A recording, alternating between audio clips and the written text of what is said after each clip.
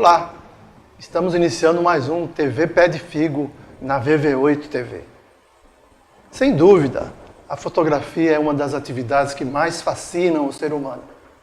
Ainda mais com as facilidades proporcionadas pela tecnologia. Hoje em dia é uma verdadeira mania fotografar tudo e todos.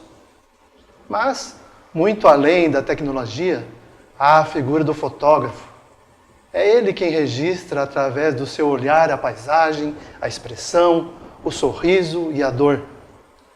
Responsável pelo projeto Retratos Brasileiros, o nosso convidado de hoje já passou por dezenas de cidades, em 10 estados e 3 países, registrando histórias, a vida, a alma do brasileiro, enfim.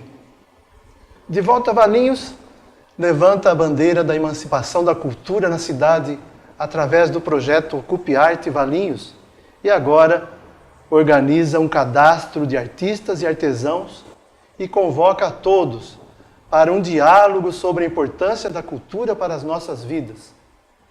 Seja bem-vindo, Tomás Cajueiro. Obrigado, Heriberto, pelo convite. É um prazer estar aqui dividindo um pouquinho da minha experiência. Legal. Como é que iniciou essa sua história com a fotografia? Eu costumo brincar que foi um caminho tortuoso. Muita gente começa pela fotografia. Eu, na verdade, comecei pela teoria. Eu estudei muita semiótica, ainda hoje é um argumento que eu estudo, com meus estudos acadêmicos, etc. E sempre me interessou muito a questão do jornalismo e do fotojornalismo, porque sempre me interessou muito a diversidade, a alteridade, as pessoas que são diferentes de nós. É uma coisa que sempre me fascinou. Então, quando eu tinha 21 anos, eu ganhei uma bolsa de estudos e me convidaram para fazer jornalismo na faculdade de Perugia, na Itália. E eu aceitei esse convite. Obviamente, com 21 anos, tudo livre, solto, fui para lá. E eu tive o privilégio de morar em Perugia, que era a Perugia ela tem 2 grandes faculdades, uma das quais é a Universidade para Estrangeiros de Perugia, que recebe dezenas de milhares de estrangeiros do mundo todo o ano inteiro. Então eu tive essa grande oportunidade dos meus 21 aos meus 25, mais ou menos, que eu fiquei ali em Perugia, estar vivendo com gente do Afeganistão, com nigerianos, com sul-africanos, com europeus, com outros latino-americanos. E aquilo só aumentou o meu fascínio pela diferença, né? Porque eu vejo que muita gente se fecha em relação à diferença, né? Ah, mas o cara é isso, o cara é diferente de mim, ele pensa diferente, etc. Sempre me fascinou, porque eu acho que a gente sempre tem muito a aprender com quem pensa diferente da gente, né? E beleza, comecei a fazer minha faculdade, vivendo nesse ambiente super multicultural. E comecei a fotografar assim, tô na Itália, baita país lindo, vou comprar uma câmera fotográfica e comecei a fotografar muito despretensiosamente. A sua ida à Itália não tem muito a ver com fotografia? Era um jornalismo no primeiro momento, foi mais o fotojornalismo vem com mestrado. Mas eu começo a fotografar despretensiosamente e quando eu concluo a faculdade, eu ganho uma bolsa para fazer um trabalho na Nigéria. E eu fui sem titubear, eu tenho uma fascinação enorme pela cultura nigeriana, cultura iorubá, etc. E eu fui muito inseguro, mas eu fui. E quando eu fui com a ideia de publicar um livro. A ideia era, além dos trabalhos, que eu fui fazer um trabalho de professor numa escola lá, no meu tempo livre era viajar à Nigéria o máximo possível para publicar um livro. E beleza, fiz isso, só que já com a minha câmera, já estava fotografando ali já há uns 5, 6 anos. Levei o meu equipamento fotográfico comigo e fotografei muito desse meu semestre na Nigéria. Quando eu dei por mim, tinha um blogzinho na época, que os blogs estavam começando ainda, era aquele Blogspot, era bem ruinzinho. Mas eu comecei a perceber que as fotos tinham muito mais feedback que os textos, mas muito mais, ao ponto de eu me questionar. Eu falei, o que eu estou fazendo? Eu estou escrevendo uns textos enormes, escrevendo um monte de coisa que para mim tem sentido. Aí quem que gostava dos textos? Aquele pessoal que não vale muito, sabe? Minha mãe, minha avó, meus tios.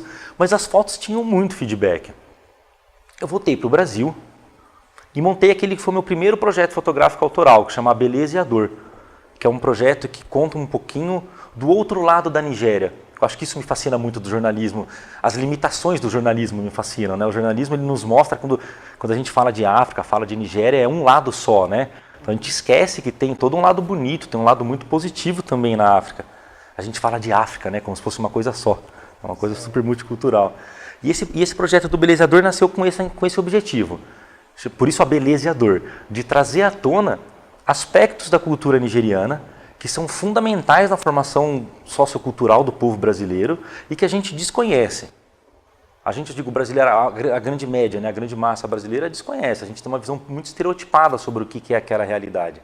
Então a ideia do projeto era essa. E aí que comecei a perceber que a fotografia poderia ser o canal que eu achei que o texto fosse, de desmistificar. E para mim o grande X da questão está aí, no desmistificar.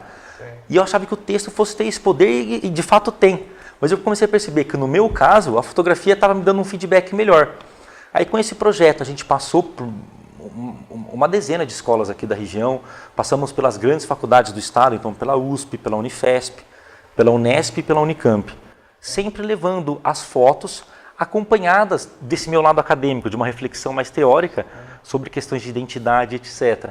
Então, quando eu falo que o caminho da fotografia foi tortuoso, foi porque foi meio inesperado mesmo, sabe? Ele foi aparecendo e com esse projeto da Nigéria, ela se consolidou como a minha principal linguagem. Depois da Nigéria, eu continuo com meus estudos acadêmicos. Eu fiz esse trabalho no Brasil aqui por 6 meses. Aí eu ganhei uma bolsa para fazer um mestrado em Ciências Políticas em Manchester, na Inglaterra. E fui para lá. E Ciências Políticas, mas sempre estudando essa questão do jornalismo, sabe? O jornalismo, como que o jornalismo pode ajudar a gente entender culturas que a gente não tem contato. Né? Então, o mundo muçulmano, por exemplo. Todo mundo tem uma opinião sobre o mundo muçulmano. Quem conhece o muçulmano? Poucos, né? Com certeza, cara, o fotógrafo, cada foto tem uma história, né? Para ele, particularmente, deve ser muito legal lembrar a história. Ah, sim. Você fez, com muito sucesso, o trabalho agora, o Retratos Brasileiros. Tá?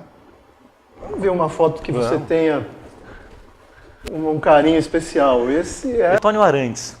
O Retratos Brasileiros, um rápido parêntese, ele nasce quando eu volto do mestrado do Brasil, para o Brasil, eu percebo que a gente não desconhece só o muçulmano, só o nigeriano, a gente desconhece o próprio brasileiro. E aí eu me dei meio que essa missão quase utópica de montar um acervo de imagens que apresente o brasileiro a ele mesmo. De novo a imagem, que vem como ferramenta, né? Essa foto é o Antônio, então é a capa do livro Retratos Brasileiros. Do Retratos Brasileiros, que a gente publicou ano passado. E o Antônio é uma pessoa que eu conheci em Jardinópolis, ali na região de Ribeirão Preto. A gente fez uma viagem ano passado para o estado de São Paulo todo. Fizemos quase 20 mil quilômetros aqui em São Paulo, fotografamos 1.600 pessoas para publicar o livro. E o Antônio me chamou muito a atenção por uma série de fatores. Primeiro que ele é muito simpático, eu gostei esteticamente da foto. E eu acho que ele resumia bem essa contradição que existe dentro do brasileiro. Então, ele tem todo esse aparato da cana, então da roça, né? Com aparelho, com uma pele super bem cuidada. Aí eu vi esse moço, eu fiquei muito curioso. Ele é um cortador de cana. Cortador de cana, de segunda a sexta. Poxa, E, como assim, Antônio? Como de segunda a sexta? Porque de sábado e domingo ele é cabeleireiro. Então, para mim, ele é a capa do livro muito por isso, além da questão estética da foto, por representar numa pessoa, se entender o Antônio é tão difícil, que de segunda a sexta está nesse mundo do trabalho físico, da coisa mais do toque, da força, e no final de semana ele está num mundo tão diferente, um mundo tão sensitivo, que é o mundo da beleza, dos salões, etc. Quem diria entender o povo brasileiro, né? Entendi. Então... E desse trabalho do Retratos Brasileiros, você derivou para o Retratos Valinhense. O Retratos Valinhense foi uma homenagem para Valinhos. Sim. As pessoas se assustam muito. Nossa, mas você viajou tanto e voltou para Valinhos? Voltei, Valinhos. Sim. Não me arrependo minimamente, tenho um orgulho enorme de estar aqui fazendo coisas pela cidade. E o como o Retratos Brasileiros é muito amplo, a gente sentiu a necessidade de fazer alguns recortes nele. E o Retratos Valinhenses foi uma homenagem que a gente fez a Valinhos e um agradecimento aos patrocinadores do projeto, que são aqui da cidade. Então a gente fez um projeto ano passado com o apoio do PROAC. E os patrocinadores eram aqui da cidade. Então, em agradecimento a eles, em homenagem à cidade, a gente montou uma série de 50 retratos de valinhenses. Mas que vai além, que a ideia dessa série também é mostrar a diversidade cultural que existe dentro de um pequeno município, que as pessoas imaginam ser homogêneo, mas que de homogêneo não tem nada, como Valinhos. Foi engraçado, porque quando a gente começou a pesquisar, quem vão ser as 50 pessoas? A gente saiu pesquisando, perguntando para amigos, para pessoas que a gente respeita aqui na cidade. E vinha uma lista muito assim, metade dela era italiana. Os sobrenomes eram todos italianos, para mais até de metade. E a gente super respeita essa história de Valinhos, é um fato, não adianta lutar contra. Mas Valinhos também está mudando muito, né? Então, nessa série Retratos Valinhenses, a gente buscou procurar um pouquinho além dessas famílias, entendeu? Foi muito interessante. A exposição ficou ali no salão paroquial, tive um feedback super positivo, as pessoas ficavam felizes. São Sebastião? Foi junto com a Festa São Sebastião. O Dalmiro abriu espaço ali pra gente, o padre Dalmiro. E foi muito legal de ver o feedback das pessoas em relação a uma exposição feita aqui na cidade, com personagens da cidade. Porque tudo que eu fiz aqui até então eram fotos da Nigéria, fotos da Turquia, fotos de Itália, fotos de Inglaterra. Foi a primeira exposição que eu fiz aqui na cidade de Valinhos com personagens valinhenses. Tem mais uma foto interessante. A Maquê. A Maquê, a mãe dela trabalha, quando eu morei lá em Lagos, na Nigéria, a mãe dela era a dona do barzinho, pra gente se entender, vamos chamar de bar. Era um container, todo com as janelas cortadas e o bar ali dentro. Boteco. É. E a mãe dela me via fotografar muito. E a mãe dela vem pra mim um dia e me diz que ela não tinha nenhuma foto bonita da filha dela, impressa. Bonita não tinha nenhuma foto impressa. Falei, como assim? Traga essa menina amanhã para ser fotografada, que eu faço questão de fotografar e dar a foto. Se você prestar atenção, ela veio com bolsinha, com brinco, com o melhor pano que ela tinha na cabelo, ela se produziu toda. E essa é a primeira foto que essa menina tem, a Maquê, ela tem 7 anos. Foi a primeira foto que a mãe dela teve impressa dela. Isso é legal. A fotografia foi uma ferramenta muito legal na Nigéria de abrir portas para mim. Então eu fotografava casamento para as pessoas. Aí as pessoas me davam abertura, entendeu? Então a Nigéria é um país muito intenso. E você ser branco dificulta um pouco, porque não tinha nenhum outro branco. Ela nunca tinha visto um branco na vida. Várias outras crianças do bairro nunca tinham visto os brancos. Então, num primeiro momento, era um problema ser branco, porque todo mundo te olhava. Com o passar do tempo, eu fui aprendendo a jogar com isso a meu favor, e o fato de todo mundo me olhar me dava segurança.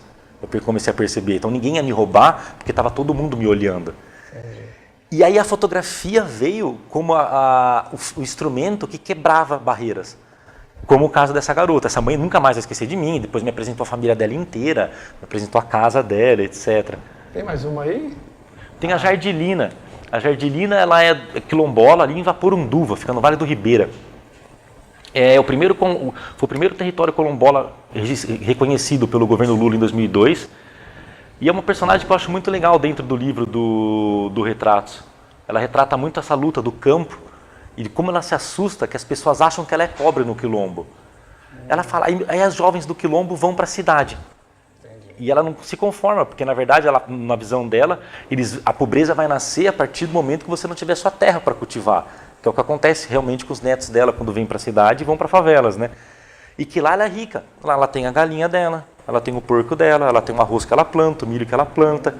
É uma história que me marcou.